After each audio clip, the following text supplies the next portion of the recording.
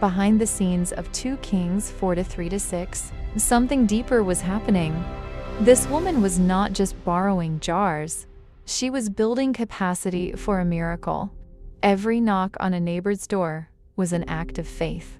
Heaven was watching her obedience. Angels were moving. Provision was being released. The size of her miracle was being determined by how many empty vessels she gathered. God often moves based on preparation. Empty jars meant empty space for God to fill. What looked small physically was huge spiritually. Then the prophet told her to shut the door. This was not just privacy. This was separation. She shut out doubt. She shut out noise. She shut out unbelief.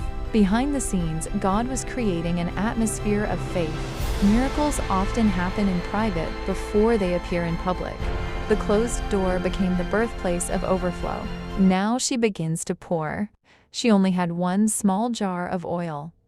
But as she poured, heaven multiplied. The oil kept flowing, jar after jar, vessel after vessel. What she had in her hand became unlimited in God's hands. Behind the scenes, the supernatural was meeting the natural. Her obedience triggered divine multiplication. God kept pouring as long as she kept bringing vessels. Then something powerful happened. She asked for another jar, and there were no more. And the oil stopped, not because God ran out, but because she ran out of capacity. This reveals a spiritual truth. God will fill every space you make for Him. He moves until you stop preparing. The vessels represent capacity. The oil represents God's provision, His Spirit, His power. The closed door represents focused faith. The pouring represents obedience in action. Your part is to gather vessels. Your part is to shut the door. Your part is to pour what you have. God's part is to multiply.